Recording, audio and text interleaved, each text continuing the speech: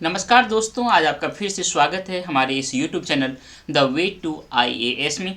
Friends, जैसा कि आप जानते हैं कि जो NCERT का हिस्ट्री का हमारा सीरीज चल रहा है, उसमें आज हमारा जो 6th क्लास का 10वां चैप्टर है। लेकिन आज एक विशेषता ये है कि आज से हमने प्योर हिंदी में, मतलब हिंदी में ये लिखा हुआ है, हिंदी में हम इसको एक्सप्लेन करेंगे, इसकी शुरुआत कर रहे हैं। जो आज हमारा चैप्टर है उसका नाम है नया साम्राज्य और राज। इसमें यहाँ पे एक बच्चा है जिनको कि एक नाटक में भाग लेना है और उसमें उसके राजा की भूमिका दिया गया है। उनके दिमाग में यह विचार था कि राजा जो होगा वह शाही वेशभूषा में होगा, मूछों पे ताव देगा और उसके हाथ में तलवार होगा, शान से तलवार को पकड़ेगा। लेकिन उनको जानकर यह बहुत हैरानी हुआ कि राजा जो होगा, जो वो एक्टिंग करेगा जिस राजा का, उसको बीना भी बजाना पड़ेगा और साथ साथ कविता का भी पाठ करना होगा। तो उन्होंने ये सोचा कि ऐसा कौन राजा है जो संगीतज्ञ राजा है। इन्हीं सब चीज़ों के बारे में इस पूरे चैप्टर में हम देखेंगे। लेकिन फ्रेंड्स, एक बात हम आपसे शेयर करना चाहते हैं कि चाहे आप कोई भी परीक्षा देना चाहते हो या उस परीक्षा का कोई भी भाग हो, चाहे पीटी हो, मेंस हो या इंटरव्यू हो, उसमें आप चाहते हैं कि 100% सफल हों। ये हर किसी का ये होता है कि वो 100% सफलता चाहते हैं। अगर ऐसा आप चाहते हैं तो आपको NCERT पढ़ने की आवश्यकता है, क्योंकि NCERT जो है वह बुनियादी, मौलिक और वैचारिक जो स्पष्टता है उसको प्रदान करता है। जो बिल्डिंग होता है उसका जो बुनियाद होता है, उसका जो फाउंडेशन होता है, जितना स्ट्रांग होता है उतना ही ऊंचा और अच्छा भवन आप निर्मित करते हैं। अगर वो कमज़ोर होता है तो आप जानते हैं कि जो भूकंप अभी आया था उसके झटके को वो संभाल नहीं सकता। ठीक इसी तरह से जब आप NCERT पढ़ते हैं, आपका बेसिक जो क्लियर हो जाता है, तब आप कोई भी एग्ज़ाम में बैठते हैं और उसको 100% सफल हो जाते हैं उस एग्ज़ाम में। अब सवाल उठता है कि जब आप NCERT पढ़ें तो मेरे साथ ही क्यों पढ़ें। ये बहुत बड़ा सवाल उठता है। मेरे साथ जब आप पढ़ेंगे NCERT को तो मेरे लिए जो स्टडी है, जो अध्ययन है, वह 4 प्रोसेस से गुजरता है। पहला रीडिंग होता है, अर्थात आप उसको पढ़ते हैं। मतलब पहला आप रीडिंग करते हैं, दूसरा उसके बारे में थिंकिंग करते हैं या उसके बारे में सोचते हैं जो पढ़ा है, और उसके बाद उसके बारे में आप इंटरलिंक करते हैं, उसको कनेक्ट करते हैं, एक दूसरे को जोड़ने की कोशिश करते हैं, एंड देन उसको आप अभिव्यक्त करते हैं, एक्सप्रेस करते हैं। ये जो एक्सप्रेस करते हैं ये भी 2 माध्यम होता है अभिव्यक्ति का। एक होता है आप लिख करके अभिव्यक्त करते हैं और दूसरा बोल करके करते हैं। जो लिख करके करते हैं वो बेसिकली पीटी और मेंस का पार्ट होता है, और जो बोल करके करते हैं वो इंटरव्यू का पार्ट होता है। जब आप लिख करके और बोल करके अपनी बातों को बहुत ही अच्छी तरह से अभिव्यक्त करते हैं, इस तरह से बहुत अच्छा आप परफॉर्म करते हैं, तो आपको बहुत ही अच्छा नंबर आता है और फिर आप प्रॉपर IAS बनते हैं। साथ ही साथ जब आप मेरे साथ NCERT पढ़ेंगे तो आपको मल्टी डायमेंशनल वे में या बहुआयामी तरीके से कैसे किसी वस्तु, किसी टॉपिक पे सोचा जा सकता है, इसको लेकर के हम आपको मदद करेंगे। साथ ही साथ मेरे साथ जब पढ़ेंगे तो मैं आपको बताऊंगा कि लक्षित तरीके से कैसे पढ़ा जा सकता है, मतलब टारगेटेड वे में कैसे पढ़ा जा सकता है। जब तक आपको टारगेट क्लियर नहीं होगा तो फिर आप बहुत ही एक पार्टिकुलर टाइम फ्रेम में, एक खास समय के दरमियान, एक खास पार्टिकुलर समय में आप सफल होने की गारंटी नहीं दे सकते। इसीलिए आपका लक्ष्य बहुत क्लियर होना चाहिए ताकि आप एक पार्टिकुलर समय में सफल हो जाएं। फ्रेंड्स, इसी लक्षित जो तरीके होते हैं, जो टारगेटेड स्टडी होता है, इसी के तहत इस चैप्टर में हमारा 3 टारगेट है। सबसे पहला जो टारगेट है वो कीवर्ड है, जिसको हिंदी में उपयोगी शब्द बोलते हैं। इसमें कई सारे कीवर्ड है, इनको हम जानेंगे, जैसे प्रशस्ति, ये क्या है, आर्यावर्त, दक्षिणापथ, वंशावली, अनुवांशिक पदाधिकारी, सामंत, सभा और नगरम, ये सारी बातों को हम जानेंगे। इसके बाद जो हमारा दूसरा टारगेट है वह है इस चैप्टर के पीछे जो सवाल दिया हुआ है, क्वेश्चन दिया हुआ है, उनको अगर हम पहले ही जान लेते हैं, समझ लेते हैं, तो इस चैप्टर को पढ़ने के समय में, इस चैप्टर को जब हम पढ़ते हैं तो हमारा जो अटेंशन है, जो हमारा कंसंट्रेशन है, वो बहुत ही ज़्यादा फोकस हो जाता है। क्योंकि हमको पता है, हमको ये प्रेशर होता है कि इस सवाल को, इस चैप्टर को पढ़ने के बाद हमें इन सारे सवालों का जवाब देना होता है। इसलिए इस सवाल को हम पढ़ते हैं और आपको बताते हैं कि हमारा सवाल क्या क्या है। सबसे पहला जो सवाल है वह कहता है, सही है या गलत है इसको बताओ कि हरिसेन ने गौतमी पुत्र श्री सातकर्णी की प्रशंसा में प्रशस्ति लिखी। मतलब गौतमी पुत्र श्री सातकर्णी और हरिसेन, ये सही स्टेटमेंट है या गलत, इसको बताना है। दूसरा है आर्यावर्त के शासक समुद्रगुप्त के लिए भेंट लाते थे, यह सही है या गलत, ये बताना है। दक्षिणापथ में 12 शासक थे, यह स्टेटमेंट सही है गलत, ये बतानी है। गुप्त शासकों के नियंत्रण में 2 महत्वपूर्ण केंद्र तक्षशिला और मदुरै था, यह स्टेटमेंट सही है या गलत, ये बतानी है। एहोल पल्लवों की राजधानी थी, ये सही है गलत, ये बतानी है। मतलब एहोल के बारे में बतानी है कि यह पल्लवों की राजधानी थी या नहीं। दक्षिण भारत में स्थानीय सभाएं सदियों तक काम करती रहीं, सभाएं दक्षिण भारत में सदियों तक काम करती रही, यह स्टेटमेंट सही है या गलत, ये बतानी है। दूसरा सवाल कहता है कि ऐसे 3 लेखकों के नाम बताइए जिन्होंने हर्षवर्धन के बारे में लिखा। हर्षवर्धन एक शासक थे, उनके बारे में 3 राइटर ने बताया है, तो ये 3 राइटर कौन कौन है इनके बारे में बतानी है। अर्थात ये तीनों राइटर इस हर्षवर्धन से एसोसिएटेड हैं, जुड़े हुए हैं, ये आपको बतानी है कौन कौन है। तीसरा कहता है इस युग में सैन्य संगठन में क्या बदलाव हुए, मतलब इससे पहले जो सैन्य संगठन था वो और इस समय में क्या बदलाव हुआ है वो, इन दोनों का कंपैरेटिव स्टडी करेंगे तो इसका आंसर आपको निकल जाएगा। चौथा क्वेश्चन कहता है इस काल की प्रशासनिक जो व्यवस्था में तुम्हें क्या क्या नई चीज देखने को मिलती है। प्रशासनिक एडमिनिस्ट्रेशन की बात करता है, इस समय का जो एडमिनिस्ट्रेटिव सेटअप है उसमें नया नया क्या देखने को मिलता है, इससे पहले जो एडमिनिस्ट्रेटिव सेटअप था उसके साथ जब आप कंपैरेटिव स्टडी करेंगे तो इसका भी बहुत ही सुंदर आप आंसर दे पाएंगे। ये तो सवाल था। जो हमारा तीसरा टारगेट होता है वह होता है सब हेडिंग। देखिए ये तो हमारा हेडिंग है नए साम्राज्य और राज, इसमें इस तरह से कई सब हेडिंग है, जैसे क्या बताती है प्रशस्तियाँ, समुद्रगुप्त की प्रशस्तियाँ, इस तरह से लगभग 10 सब हेडिंग इसमें है। अगर आप इस चैप्टर को पढ़ने से पहले ही आपको पता हो कि इसमें कितने सब हेडिंग है, कौन कौन सा सब हेडिंग है, उसके बारे में आप चिंतन मनन करते हैं, सोचते हैं कि अच्छा ये सारे सब हेडिंग है, इन सारे सब हेडिंग को हमको पढ़ने हैं, समझने हैं, तब आपको इस चैप्टर के बारे में एक इमेजिनेशन करना, एक पिक्चर बनाना, एक इस तरह से एक ओवरव्यू बनाना बहुत ही आसान हो जाता है। इसलिए सब हेडिंग पढ़ना बहुत ज़रूरी है। इसमें जो टोटल सब हेडिंग है 10 है। पहला सब हेडिंग होता है, कहता है क्या बताती है प्रशस्तियाँ, मतलब प्रशस्तियाँ क्या होती है या क्या इन्फॉर्मेशन देता है। दूसरा बोलता है समुद्रगुप्त की प्रशस्तियाँ क्या है। तीसरा है वंशावलियाँ क्या होती है। चौथा हर्षवर्धन और हर्षचरित की बात किया गया है। जो 5वां सब हेडिंग है इसमें पल्लव, चालुक्य और पुलकेशिन द्वितीय की जो प्रशस्तियाँ हैं इनके बारे में चर्चा किया गया है। छठा कहता है इन राज्यों का प्रशासन कैसे चलता था, इनके बारे में इस सब हेडिंग में बताया गया है। 7वां जो सब हेडिंग है उसमें कहता है एक नए प्रकार की सेना था, तो किस तरह की सेना था ये इसमें बात किया गया है। फिर दक्षिण के जो राज्य थे उसमें जो सभाएं थी वह क्या क्या था, क्या क्या काम करता था, इसके बाद इस 8th सब हेडिंग में कहा गया है। उसके बाद 9th जो सब हेडिंग है उसमें कहता है उस जमाने में आम लोगों का जीवन क्या था और उन लोगों के जीवन के बारे में जानने का जो सोर्स है वह क्या था। उसके बाद अनियंत्र मतलब इसी समय में, इसी कालखंड में विश्व के दूसरे भाग में क्या चल रहा था उनके बारे में इस सब हेडिंग में बात किया गया। अब हम शुरुआत करते हैं। पहला है क्या बताती है प्रशस्तियाँ। ये जो है क्या बताती है प्रशस्तियाँ, इसमें कहता है जो अरविंद जो गुप्त बच्चा था जिसको कि एक एक्टिंग करना था राजा का, दरअसल अरविंद गुप्त वंश के जो प्रसिद्ध राजा थे समुद्रगुप्त की भूमिका को अदा करने जा रहा था।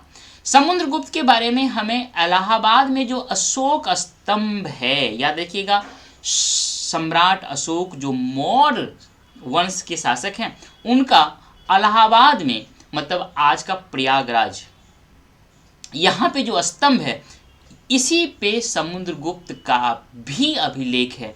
इस पे समुद्रगुप्त के बारे में बताया गया है। कहता है ये जो समुद्रगुप्त का दरबार में एक कवि थे जिनका नाम हरिसेन है, उन्होंने इस काव्य की रचना की। ये जो अभिलेख है ये काव्य के रूप में है और इस काव्य के जो रचयिता है वो हरिसेन है। हरिसेन कौन थे, तो एक कवि थे और साथ ही साथ मंत्री थे। किन के, तो समुद्रगुप्त के, अर्थात समुद्रगुप्त के मंत्री हरिसेन ने एक काव्य की रचना की। ये काव्य जो है एक अभिलेख के रूप में अशोक स्तंभ जो कि प्रयागराज में है वहाँ पे लिखा गया है। मतलब इस अशोक स्तंभ पे 2 राजा का अभिलेख है अभी तक के अनुसार जो हम जानते हैं, वह है सम्राट अशोक का और दूसरा यह समुद्रगुप्त का। यहाँ तक क्लियर हो गया। आगे कहता है यह एक विशेष किस्म का अभिलेख है जिसे हम प्रशस्ति कहते हैं। अभिलेख एक विशेष प्रकार का होता है जिसे हम प्रशस्ति कहते हैं। प्रशस्ति एक संस्कृत शब्द है जिसका अर्थ होता है प्रशंसा। प्रशस्तियां लिखने का चलन तो पहले भी था, जैसे कि आप जानते हैं गौतमी पुत्र श्री सातकर्णी की प्रशस्तियां के बारे में हमने 9th क्लास में पढ़ा है।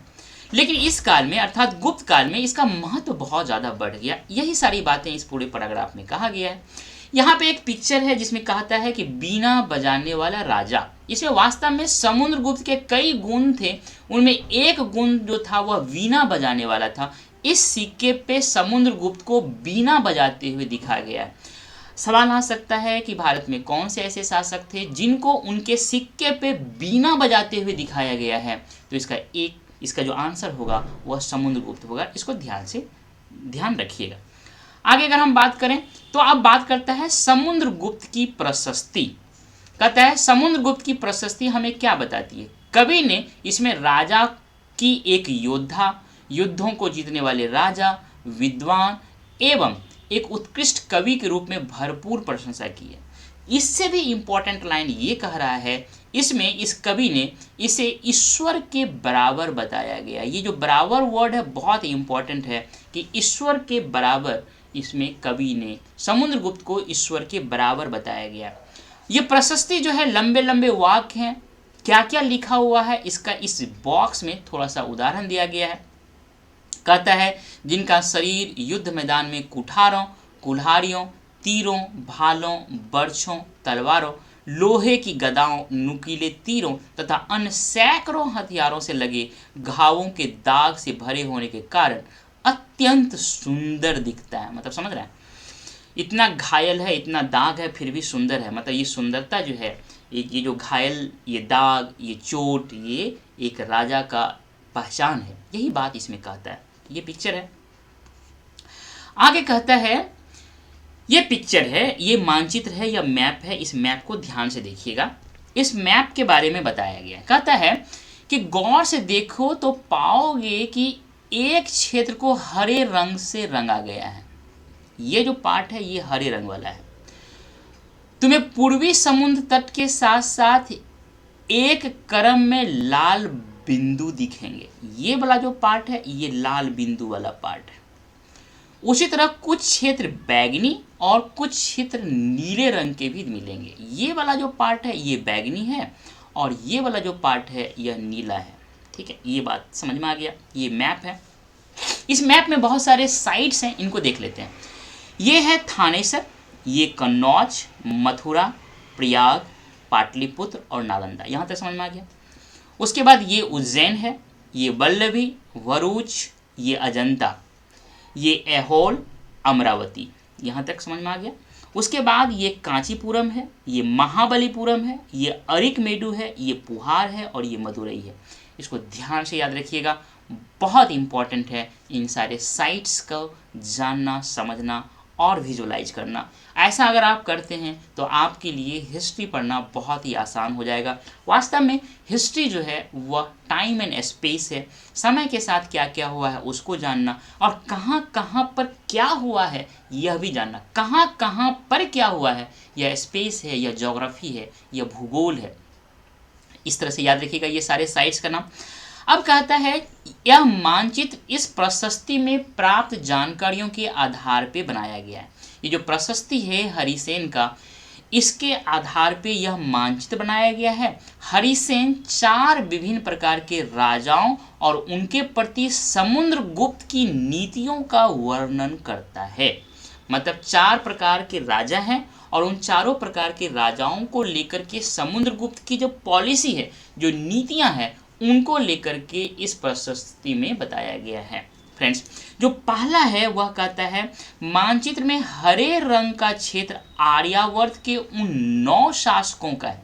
याद रखिएगा, आर्यावर्त हरे रंग का, ये है हरे रंग का है।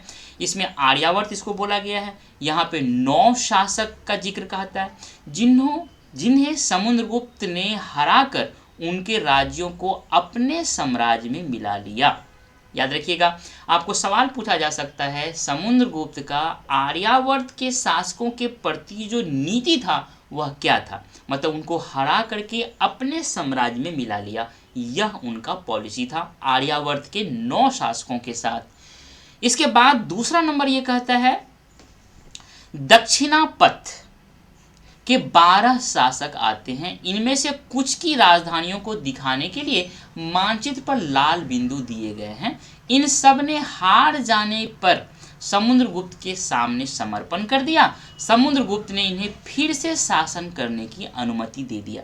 मतलब ये जो शासक है, इनकी राजधानियों को इस लाल लाल डॉट से बिंदु से दिखाया गया है। ये सारे शासक जो हैं ये दक्षिणापथ के शासक कहलाते हैं। मतलब दक्षिणापथ में 12 शासक हो गए, आर्यावर्त में 9 शासक। इसको याद रखिएगा। ये 12 शासकों को समुद्रगुप्त ने हरा दिया और हराने के बाद ये शासक जब हार गए तो इन्होंने आत्मसमर्पण कर दिया, समर्पण किया और समुद्रगुप्त ने इनको बोला कि तुम फिर से अपने राज्य पे शासन कर सकते हो। ये दूसरा पॉलिसी है, ये दक्षिणापथ के शासकों के साथ। तीसरा बात कहता है ये पड़ोसी देशों का आंतरिक घेरा जो है ये बैगनी रंग से रंगा गया है। इसमें असम, तटीय बंगाल, नेपाल, उत्तर पश्चिम के कई गण और संघ शामिल थे। याद रखिएगा, ये वाला जो पूरा एरिया है इसकी बात कर रहा है। आसाम हो गया, उसमें तटीय बंगाल हो गया, ये नेपाल वाला एरिया हो गया, उत्तर पश्चिम के बहुत सारे गण और संघ की बात किया गया। इसके बारे में कहता है समुद्रगुप्त के लिए ये उपहार लाते थे, उनकी आज्ञाओं का पालन करते थे तथा उनके दरबार में उपस्थित हुआ करते थे। उपहार लाना, आज्ञाओं का पालन करना और दरबार में उपस्थित होना, ये पॉलिसी इनके साथ समुद्रगुप्त ने चालू किया था, लागू किया था। ऐसा पॉलिसी समुद्रगुप्त का था। जो चौथा है वह कहता है बाह्य इलाके के शासक हैं जिन्हें नीले रंग से रंगा गया है। ये वाला जो पार्ट है ये नीले रंग वाला है। कहता है कि संभवतः कुषाण तथा शक वंश के थे। ये जो नीले रंग वाला शासक है ये संभवतः कुषाण और शक लोग थे। इसमें श्रीलंका के भी शासक थे। इन्होंने समुद्रगुप्त की अधीनता स्वीकार की और अपनी पुत्रियों का विवाह उससे किया। याद रखिएगा, अधीनता स्वीकार किया और अपने पुत्रियों का विवाह किया। ये 4 जो है टाइप्स ऑफ रूलर्स हैं, इनका अलग अलग एरिया है और इन चारों के लिए अलग अलग पॉलिसी नीति समुद्रगुप्त का था। यह बात इस प्रशस्ति में, प्रयागराज के प्रशस्ति में ये कहा गया है हरिसेन के द्वारा। यही बात इसमें कहा गया है। देखिए यहाँ पे कुछ है जिसको देखिएगा। ये कहता है मानचित्र में प्रयाग, उज्जैन और पाटलिपुत्र को ढूंढो, ये गुप्त शासक के महत्वपूर्ण केंद्र थे। तो ये आपका प्रयाग हो गया, उसके बाद बोलता है ये उज्जैन हो गया और ये पाटलिपुत्र हो गया। ये 3 चीज जो है, ये तीनों जो एरिया है यह गुप्त शासक का बहुत ही इंपॉर्टेंट केंद्र था।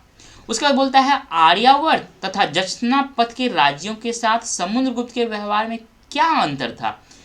दोनों में क्या अंतर है ये अभी हमने डिस्कस किया। क्या इस अंतर के पीछे कोई कारण दिखाई देता है? क्या इसके पीछे कोई ज्योग्राफिकल कारण है या जियो पॉलिटिकल या जियो स्ट्रेटेजिक कोई इसके पीछे एक पॉलिसी हो सकता है? ये सारे कारण, इसको आपको ध्यान से देखना है और समझना है। आगे अगर हम बात करें तो अगला जो हमारा सब हेडिंग है वंशावलियां से रिलेटेड है। अधिकांश जो प्रशस्तियां हैं शासकों के पूर्वजों के बारे में बताती है। यह प्रशस्ति भी, मतलब समुद्रगुप्त का जो प्रशस्ति है यह भी समुद्रगुप्त के पितामह, पितामह यानी परदादा, प्रतिपितामह, पितामह, दादा, पिता, माता के बारे में बताता है।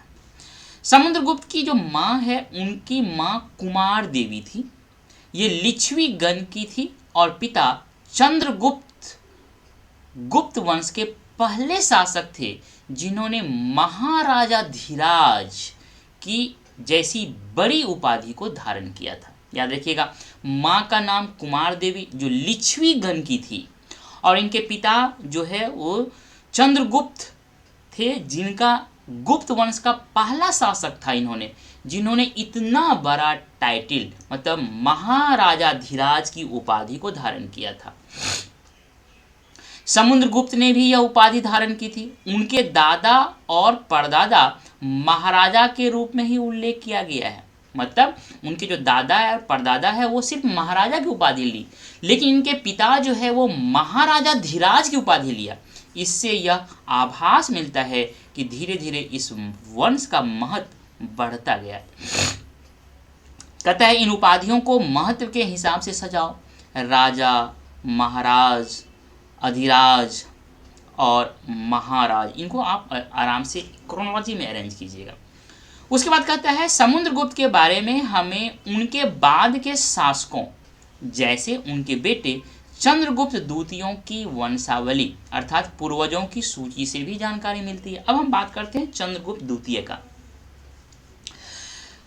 उनके बारे में अभिलेखों तथा सिक्कों से पता चलता है। चंद्रगुप्त द्वितीय के बारे में हमें उनके अभिलेख और सिक्कों से पता चलता है। उन्होंने पश्चिम भारत में सैन्य अभियान में अंतिम शक शासक को परास्त किया था। चंद्रगुप्त द्वितीय ने उनका जो पश्चिम की ओर सैन्य अभियान था उनमें अंतिम शक शासक को परास्त किया था। बाद में ऐसा विश्वास किया जाने लगा कि उनका दरबार विद्वानों से भरा रहता था। इनमें से कुछ के बारे में जानकारी हम जो 11th चैप्टर मतलब लास्ट चैप्टर है उनमें प्राप्त करेंगे। यहाँ पे एक बॉक्स दिया गया है जिसमें कहा गया है विक्रम संवत के बारे में।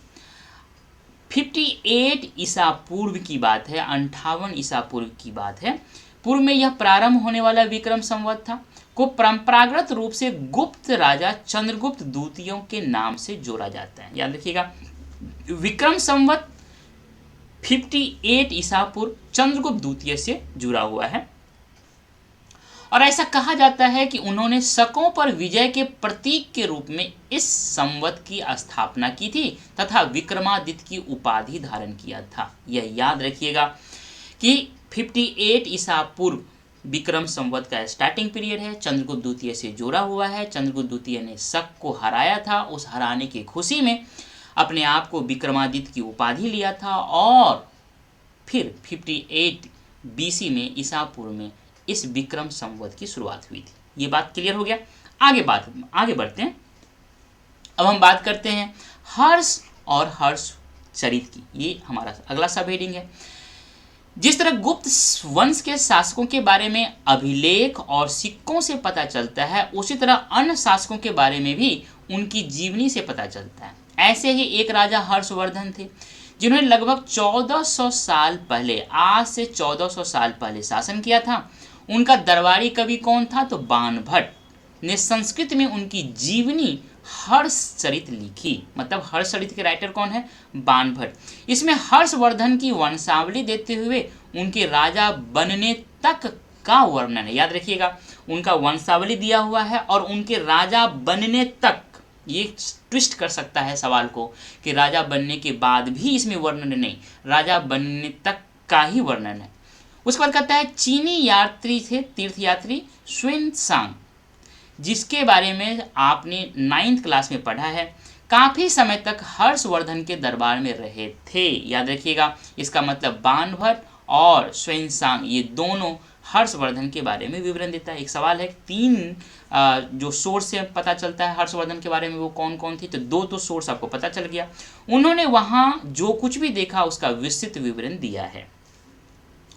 जो हर्ष थे अपने पिता के सबसे बड़े बेटे नहीं थे, पर अपने पिता और बड़े भाई की मृत्यु हो जाने पर थानेश्वर का राजा बने। ये जो पिक्चर, ये जो आप साइट देख रहे हैं ये थानेश्वर है, यहाँ का राजा हर्षवर्धन बना। उनका बहनोई जो था, मतलब उनकी बहन की जो शादी जिस राजा से हुआ था वह कन्नौज का शासक था। ये जो पिक्चर दिख रहा है, ये जो साइट दिख रहा है ये कन्नौज है, कन्नौज का शासक था। जब बंगाल के शासक ने इस कन्नौज के शासक को मार करके अपने अधीन कर लिया तब हर्ष ने कन्नौज को अपने अधीन कर लिया और बंगाल पर भी आक्रमण कर दिया।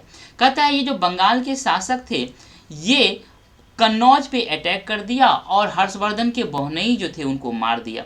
तब थानेश्वर से इन्होंने चल करके कन्नौज पर आकर के अटैक किया, अर्थात इस बंगाल के शासक को हराया और कन्नौज को अपने कब्जे में ले लिया और फिर आगे चल करके बंगाल पर भी अटैक किया। यही बात इस पूरे पैराग्राफ में कहा गया है। आगे अगर हम देखें तो कहता है मगध तथा संभवतः बंगाल को भी जीतकर उन्हें पूर्व में जितनी सफलता मिली थी उतनी सफलता अन्य जगहों पे नहीं मिली। कहता है कि वो मगध पे भी अटैक किया और बंगाल को भी अटैक करके उसमें बहुत सफलता प्राप्त हुई थी। उसके बाद उन्होंने नर्मदा नदी को पार कर दक्कन की ओर बढ़ने की कोशिश की। तब चालुक्य नरेश पुलकेशिन द्वितीय ने उन्हें रोक दिया। याद रखिएगा ये जो रिवर है ये नर्मदा है, ये नर्मदा रिवर है। यहाँ पे चालुक्य राजा है, इनका पूरा ये जो एरिया है ये चालुक्य राजा का, ये सारा एरिया चालुक्य राजा का था। जब हर्षवर्धन ने नर्मदा को क्रॉस करके यहाँ पे अटैक करने की कोशिश की या इससे आगे बढ़ने की कोशिश किया, तो ये जो चालुक्य राजा था जिनका राजधानी ऐहोल था, इन्होंने हर्षवर्धन को यहाँ रोक दिया। यही बात इसमें कहा गया। कहता है भारत का राजनीतिक मानचित्र आज का जो है वो देखो और सूची बनाइए कि हर्षवर्धन जब बंगाल की ओर बढ़ा या नर्मदा तक गए होंगे तो आज किन किन राज्यों से गुजरे होंगे। मतलब आज के मैप को देख के बताइए कि जब हर्षवर्धन बंगाल गए होंगे तो किन किन राज्यों से होकर गुजरे होंगे, यूपी बिहार, और जब नर्मदा तक गए होंगे तो मतलब एमपी, यूपी और एमपी की ओर गए होंगे। यही बात यहाँ पे पूछा गया है। आगे कहता है अगला जो हमारा सब हेडिंग है वह है पल्लव, चालुक्य और पुलकेशिन द्वितीय की प्रशस्तियों के बारे में। देखिए पल्लव, इस काल में पल्लव और चालुक्य दक्षिण भारत के सबसे महत्वपूर्ण राजवंश थे। इसको पिक्चर में मैं दिखा देता हूँ। ये जो है आपका पल्लव है और ये आपका चालुक्य है। पल्लव की राजधानी ये कांचीपुरम है और चालुक्य की राजधानी ये ऐहोल है। क्लियर हो गया। कहता है पल्लव का राज उनकी राजधानी कांचीपुरम के आसपास के क्षेत्रों से लेकर कावेरी नदी के डेल्टा तक फैला हुआ था। ये जो रिवर है ये कावेरी है, हाँ। जबकि चालुक्यों का राज कृष्णा और तुंगभद्रा नदियों के बीच स्थित था। ये बहुत इंपॉर्टेंट एरिया है। ये कृष्णा रिवर है और ये तुंगभद्रा रिवर है, इसके बीच में ये राज जो है चालुक्य फैला हुआ था। बाद में ये और विस्तार करके इस सारे एरिया पे कवर कर लिया था। चालुक्य की जो राजधानी है वो ऐहोल है, जो मैंने अभी बताया। यह एक प्रमुख व्यापारिक केंद्र था। याद रखिए कई बार कहता है कि इनमें से कौन सा साइट्स है जो ट्रेड सेंटर था या व्यापारिक सेंटर था। बाद में यह धीरे धीरे धार्मिक सेंटर भी बन गया, धार्मिक केंद्र भी बन गया। यहाँ बहुत सारे मंदिर भी बनाए गए। पल्लव और चालुक्य एक दूसरे की सीमाओं का अतिक्रमण करते थे। मुख्य रूप से राजधानियों को निशाना बनाया जाता था जो समृद्ध शहर थे। मतलब ये दोनों एक दूसरे पे अटैक करते रहते थे, एक दूसरे की राजधानी पर भी अटैक करते थे। पुलकेशिन द्वितीय ये बहुत ही इंपॉर्टेंट शासक चालुक्य राजा थे। इनके बारे में हमें उनके दरबारी कवि रवि कीर्ति, याद रखिएगा जो आपका समुद्रगुप्त है उसका जो दरबारी कवि था, जो मंत्री था वो हरिसेन था। और पुलकेशिन द्वितीय जो है, जो चालुक्य राजा था, इनका जो दरबारी कवि है ये रवि कीर्ति है। और हर्षवर्धन का जो दरबारी कवि है वह बाणभट्ट है। इन तीन चीज़ को याद रखिएगा। इन्होंने इस प्रशस्ति की रचना की। इसमें हमको बहुत कुछ पता चलता है। इसमें उनके पूर्वजों, खास तौर से पिछली 4 पीढ़ियों के बारे में बताया गया है। पुलकेशिन द्वितीय को जो राज मिला था उनके चाचा से प्राप्त हुआ था। याद रखिए उनके पापा से उनको प्राप्त नहीं हुआ था। ये बात इस पूरे पैराग्राफ में कहा गया है। आगे अगर हम देखें तो कहता है ये जो रवि कीर्ति है उनके अनुसार पूर्व तथा पश्चिम दोनों समुद्र तटीय इलाकों में इन्होंने अभियान चलाए। कौन? पुलकेशिन द्वितीय। मतलब ये चालुक्य राजा है, ये पूर्व में भी अभियान चलाया और पश्चिम में भी अभियान चलाया। इसके अतिरिक्त उन्होंने हर्ष को भी आगे बढ़ने से रोका। अभी मैंने बात किया था ये जो नर्मदा नदी को क्रॉस करके हर्षवर्धन नीचे की आने की कोशिश कर रहा था, तो जो पुलकेशिन द्वितीय है इन्होंने हर्षवर्धन को नर्मदा नदी से क्रॉस करके आगे बढ़ने से रोक दिया। यहाँ कहता है हर्ष का अर्थ तो आनंद होता है। ये कौन कह रहे हैं? रवि कीर्ति जी कह रहे हैं कि वास्तव में हर्ष जो हर्षवर्धन है उनका जो नाम का मीनिंग आनंद होता है। कवि का कहना है कि इस पराजय के बाद हर्ष अब हर्ष नहीं रहा। मतलब हर्षवर्धन के बारे में रवि कीर्ति भी मेंशन करते हैं। अर्थात हर्षवर्धन के बारे में 3 राइटर ने मेंशन किया। एक तो बाणभट्ट ने मेंशन किया, दूसरा जो ह्वेनसांग थे उन्होंने मेंशन किया, और तीसरा रवि कीर्ति ने मेंशन किया जो सवाल पूछा गया था। पुलकेशिन द्वितीय ने पल्लव राजा के ऊपर भी आक्रमण किया, जिसे कांचीपुरम के दीवार के पीछे शरण लेनी पड़ी। मतलब ये बता रहा है कि वो बुरी तरह से पराजित हुआ। पर चालुक्यों की विजय जो थी वो अल्पकालिक था। दोनों जो है आपस में लड़ते लड़ते दुर्बल हो गए। बाद में पल्लव और चालुक्य को अंततः राष्ट्रकूट और चोल वंश ने समाप्त कर दिया। मतलब ये कहता है बाद में ये जो पल्लव थे ये जो कमजोर हो गए थे, इनके जगह पे चोल वंश ने जगह ले लिया, और जो ये चालुक्य थे इनके जगह पे राष्ट्रकूट ने जगह ले लिया। इसके बारे में हम अगले जो क्लास है 7th क्लास में हम बात करेंगे। वे कौन से अन्य शासक थे जो तटों पर अपना नियंत्रण करना चाहते थे। ये 9th क्लास के चैप्टर अध्याय 9 जो है 9 जो 9वां चैप्टर है, इसके बारे में हम ऑलरेडी पढ़ चुके हैं। यही बात इसमें कह रहा है। आगे कहता है इन राज्यों का प्रशासन कैसे चलता था भैया। ये तो हमने राजा और इनका जो क्षेत्र है या जो इम्पोर्टेंट साइट्स है वो बात किया। अब बात करते हैं कि इनका एडमिनिस्ट्रेशन कैसे चलता था, प्रशासन कैसे चलता था। पहले के राजाओं की तरह ही इन राजाओं के लिए जो भूमि कर था वो बहुत ही इम्पोर्टेंट था, मतलब लैंड टैक्स बहुत इंपॉर्टेंट रहा। जो प्रशासन की प्राथमिक इकाई गांव होते थे, लेकिन धीरे धीरे एक नए बदलाव यहाँ पे आए कि राजा जो आर्थिक, सामाजिक, राजनीतिक या सैन्य शक्ति रखने वाले लोग थे उनका समर्थन जुटाने के लिए कई कदम उठाने लगे। मतलब हर एरिया में जो शक्तिशाली लोग होते थे, चाहे वो आर्थिक रूप से, सामाजिक रूप से, राजनीतिक रूप से या सैन्य शक्ति के रूप में जो शक्तिशाली लोग होते थे, उनका समर्थन जुटाने के लिए अब के राजा प्रयास करने लगे। याद रखिएगा, पहले के राजा इस तरह से शक्तिशाली जो लोग होते थे उनको कुचल करके उन पे अपना आधिपत्य स्थापित करने की कोशिश करते थे, लेकिन अब ये हो गया है कि इनका सहयोग लेने के लिए, समर्थन लेने के लिए राजा प्रयास करने लगे। उदाहरण के तौर पे कहता है कुछ महत्वपूर्ण जो प्रशासनिक पद थे उनको अनुवांशिक बना दिया गया। कहता है कि बेटे के बाद पिता को पद दिया जाता था। जैसे कवि हरिसेन के बारे में बताया गया है। हरिसेन कौन है? समुद्रगुप्त का जो कवि था। हरिसेन अपने पिता की तरह ही महादंड नायक तथा मुख्य अर्थात मुख्य न्याय अधिकारी थे। मतलब इनके पिता भी थे और इनको भी ये पद दिया गया। मतलब ये बहुत ही प्रभावशाली व्यक्ति थे। इनको पद दे करके इनका समर्थन लेने की कोशिश किया गया। क्लियर ये बात? आगे कहता है कभी कभी एक ही व्यक्ति को कई पदों पर कार्य करने के लिए दिया जाता था। जैसे हरिसेन की बात फिर करते हैं। इनको महादंड नायक के साथ साथ कुमारामात्य अर्थात एक महत्वपूर्ण मंत्री तथा संधि विग्रहक अर्थात युद्ध और शांति के विषयों का भी मंत्री बनाया गया। मतलब व्यक्ति एक दो दो पोस्ट दिया गया। मतलब ये भी एक परिवर्तन आया एडमिनिस्ट्रेशन में। कहता है संभवतः वहाँ के स्थानीय प्रशासन में प्रमुख व्यक्तियों का बोलबाला होने लगा। इस समय तक अलग अलग क्षेत्र में जो प्रमुख व्यक्ति थे उनका लोकल एडमिनिस्ट्रेशन में से होने लगा, बोलबाला होने लगा। जैसे इसमें नगर के जो श्रेष्ठी थे यानी मुख्य बैंकर थे या शहर का जो व्यापारी था, सार्थवाह यानी व्यापारियों के काफिले का जो नेता होता था। याद रखिएगा ये टर्मिनोलॉजी पूछा जा सकता है कि सार्थवाह किसे कहा जाता है। प्रथम कुलिक अर्थात मुख्य शिल्पकार, मतलब ये भी टर्मिनोलॉजी पूछा जा सकता है कि कुलिक किसे कहा जाता था। तथा कायस्तों यानी लिपिकों के प्रधान, जो लिखने वाले होते थे उनके जो प्रधान होते थे, ऐसे लोगों का लोकल एडमिनिस्ट्रेशन में बोलबाला था। ये एक नया चेंजेज यहाँ आया है। इस तरह की नीतियाँ कुछ हद तक प्रभावशाली होती थी, पर समय के साथ साथ इनमें से कुछ व्यक्ति इतने अधिक शक्तिशाली हो जाते थे कि वह अपना स्वतंत्र राज स्थापित कर लेता था। कहता है सोचकर बताओ कि अफसरों का पद जब अनुवांशिक कर देते थे तो क्या क्या फायदे और क्या क्या नुकसान होते थे। फायदे ये होते थे कि वो काम करने के लिए जो प्रशासनिक ऑफिसर्स को नियुक्त किया जाता था उन पे जो खर्च होते थे वो बच जाते थे। नुकसान ये होता था कि वो जब शक्तिशाली हो जाते थे तो जो सत्ता होता था उसी को चैलेंज करते थे और सत्ता जो है दुर्बल हो जाता था। यही इसमें प्लस और नेगेटिव है। आगे बात करें, नए प्रकार की सेना यहाँ पे हमको देखने मिलता है।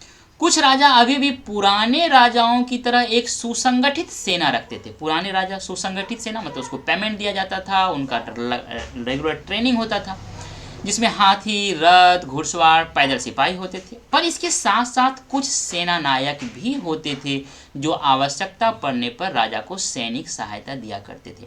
मतलब ये सेना नायक एक अलग हो गया है, जिनके साथ बहुत सारे सैनिक होते थे। इनकी सहायता जो है राजा लेते थे समय समय पर। इन सेनानायकों को कोई नियमित वेतन तो नहीं दिया जाता था, बदले में इनको कुछ भूमि दान दिया जाता था। याद रखिएगा ये सेना नायक थे जो समय समय पर राजा को अपने सैनिकों के सहयोग से मदद दिया करते थे। इनको परमानेंट कोई पेमेंट तो नहीं दिया जाता था, लेकिन इसको एक भूमि का टुकड़ा दे दिया जाता था। उनसे जो होने वाली आमदनी होती थी वह अपने सेना और घोड़ा के देखभाल के लिए या वहाँ से प्राप्त करते थे आमदनी।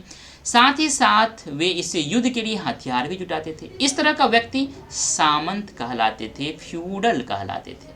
याद रखिएगा, सामंती प्रथा का शुरुआत इस तरह से हमको यहाँ पे देखने को मिलता है। जहाँ कहीं भी शासक दुर्बल होते थे, ये सामंत स्वतंत्र होने की कोशिश करते थे। यही बात मैंने आपको कहा अभी। आगे अगर हम बात करें दक्षिण के राज्यों में सभाएं, ये सब हेडिंग है। कहता है कि भैया अभी हमने पल्लवों की बात किया था, पल्लव के कई सारे अभिलेख हमें स्थानीय भाषाओं में मिली है। इसमें बहुत सारे सभाओं की चर्चा की गई है। इनमें से एक था ब्राह्मण भूस्वामियों का संगठन, जिसे सभा कहा गया। याद रखिएगा, पूछा जा सकता है सभा क्या था, तो ये वास्तव में जो ब्राह्मण लैंड लॉर्ड थे उनका एक संगठन था। ये सभाएं जो थी, इसमें कई सारी उप समितियां थी और ये उप समितियां बहुत सारे कामें करती थी, जैसे सिंचाई का काम, खेती बाड़ी का काम, सड़क निर्माण का काम, स्थानीय मंदिरों की देखभाल का काम करता था। जिन इलाकों के भूस्वामी ब्राह्मण नहीं थे, वहां पे जो सभा होता था उसका नाम ऊर था। ये ग्राम सभा, मतलब एक तो सभा हो गया, दूसरा ऊर हो गया। जो सभा है यह ब्राह्मण भूस्वामियों का संगठन है और जो ऊर है गैर ब्राह्मण भूस्वामी का ग्राम सभा था। नगरम क्या था? कहता है नगरम व्यापारियों का संगठन था। संभवतः इन सभाओं पर धनी तथा शक्तिशाली भूस्वामियों और व्यापारियों का नियंत्रण था। इनमें से बहुत सी स्थानीय सभाएं शताब्दियों तक काम करती रही। मतलब सवाल पूछा गया था ना कि शताब्दियों तक काम करती रही, ये सही है गलत? इसका मतलब ये सही स्टेटमेंट है। आगे अगर हम बात, ये याद रखिएगा, सभा, ऊर, नगरम। आगे बात करते हैं उस जमाने में आम लोग, मतलब आम लोगों का जीवन शैली कैसा था, आम लोग कैसे रहते थे, उनकी बात अब इस सब हेडिंग में कहा गया है। जनसाधारण के जीवन की थोड़ी बहुत झलक हमें नाटकों तथा कुछ अन्य स्रोतों से मिलती है। इसका उदाहरण देखते हैं। कालिदास एक बहुत बड़े विद्वान थे। उन्होंने नाटक लिखा जिसमें राज दरबार के जीवन के बारे में चित्रण किया गया है। उनका जो प्रसिद्ध नाटक है उसमें एक रोचक चीज ये देखने को मिलता है कि जो राजा है और जो अधिकांश ब्राह्मण है वो संस्कृत बोलते हुए दिखाया गया इस नाटक में, जबकि जो महिलाएं हैं और अन्य लोग हैं वो प्राकृत भाषा बोलते हुए दिखाया गया है। ये याद रखिएगा। उनका जो सबसे प्रसिद्ध नाटक है वह है अभिज्ञान शकुंतलम। इस अभिज्ञान शकुंतलम में दुष्यंत नाम का एक राजा और शकुंतला नाम की एक युवती के प्रेम की कहानी का वर्णन है। इस नाटक में एक गरीब मछुआरे के साथ कर्मचारियों के दुर्व्यवहार की भी बात की गई है। याद रखिएगा, अभिज्ञान शकुंतलम क्या है? एक नाटक है। इसमें जो ब्राह्मण है या जो राजा है वह संस्कृत बोलते हुए दिखाया गया है और जो आम लोग हैं, जो महिला हैं, वो प्राकृत बोलते हुए दिखाया गया है। इस अभिज्ञान शकुंतलम में जो राजा है वो दुष्यंत है और एक जो महिला है, युवती है, वो शकुंतला है। इन दोनों के प्रेम की चर्चा इसमें कहा गया है। आगे इसमें जो मछुआरे और कर्मचारियों की बात की गई है वो एक बॉक्स में बताया गया है। कहता है एक मछुआरे को एक कीमती अंगूठी मिली। वह अंगूठी राजा ने शकुंतला को भेंट की थी। वही राजा दुष्यंत शकुंतला को भेंट किया था, पर दुर्घटनावश वह जो अंगूठी है मछली निगल गई। जब मछुआरे इस अंगूठी को लेकर राजमहल पहुंचा तो द्वारपाल ने उस पर चोरी का आरोप लगा दिया और मुख्य पुलिस अधिकारी भी बुरी तरह से पेश आया उस मछुआरे से।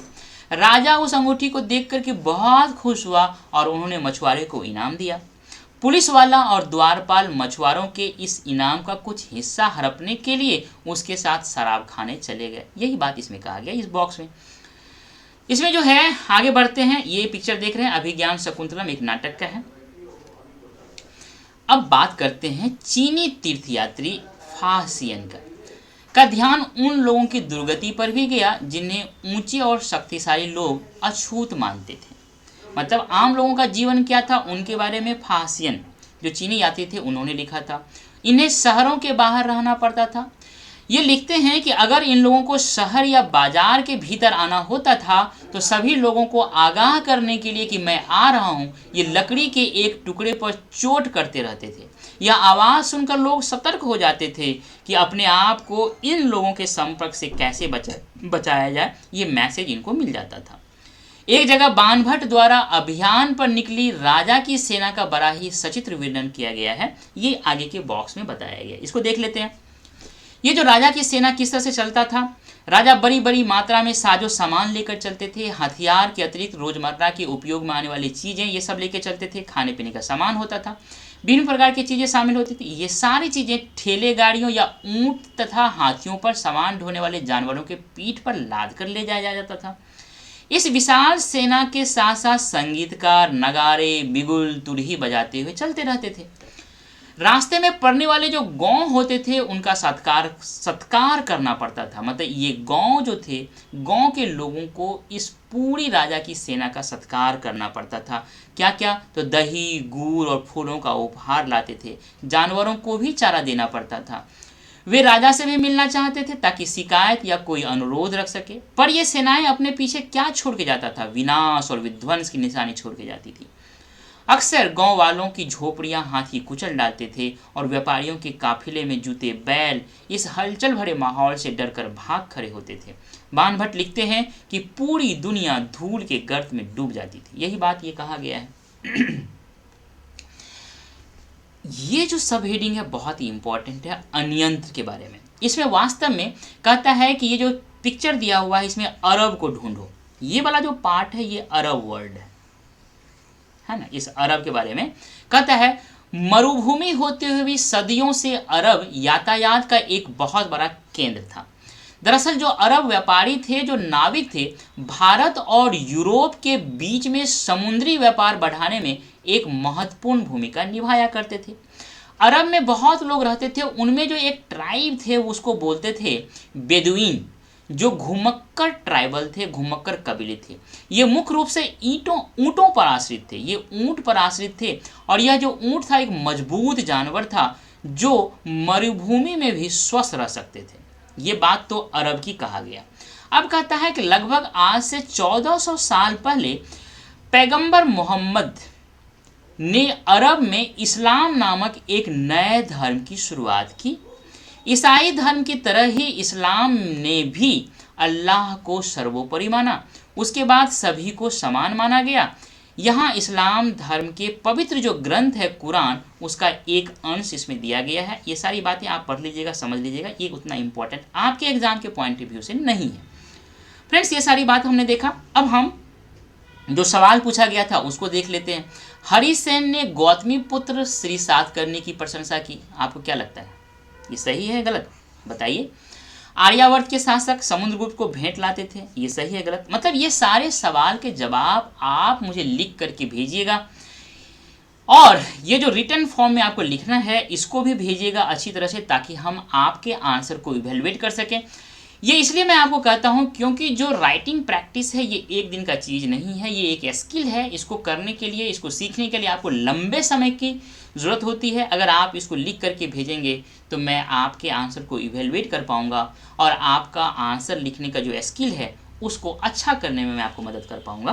फ्रेंड्स, इसके साथ ही साथ ये सारे सब हेडिंग हमने देख लिया कि प्रशस्तियाँ क्या बताती है, क्या होती है। समुद्रगुप्त की प्रशस्तियाँ जो इलाहाबाद प्रयागराज में, वो वंशावली क्या है, हर्षवर्धन तथा हर्षवर्धन के बारे में जाना, पल्लव के बारे में जाना, चालुक्य के बारे में जाना, पुलकेशिन द्वितीय की जो प्रशस्तियाँ हैं उनके बारे में जाना, इन राज्यों का प्रशासन कैसे चलता था, क्या नया परिवर्तन आया वो देखा, नए प्रकार की सेना किस तरह से एस्टेब्लिश हुई, क्या चीज़ें आई, नई चीज़ सामंत कैसे हुई, ये सारे देखा। दक्षिण के राज्यों में जो सभाएं होती थी उनको देखा, सभा, ऊर और नगरम की बात किया। उस ज़माने में आम लोगों का जीवन कैसे होता था, क्या क्या चल रहा था, उन सारी चीज़ों को देखा। और अन्यंत्र में हमने जो अरब वर्ल्ड में जो कुछ हो रहा था उनको देखा। यहाँ पे कुछ महत्वपूर्ण तिथियों की बात किया गया है। गुप्त वंश की शुरुआत आज से 1700 साल पहले है और हर्षवर्धन का शासक जो है आज से 1400 साल पहले है। ये बात हमने देखा। फ्रेंड, इस तरह से हमने इस चैप्टर को ख़त्म किया हिंदी में। मुझे उम्मीद है कि आपको ये चैप्टर बहुत ही अच्छा लगा होगा। इसलिए आपसे मेरा ये हम्बल रिक्वेस्ट है कि हमारे इस चैनल को सब्सक्राइब करें, हमारे इस वीडियो को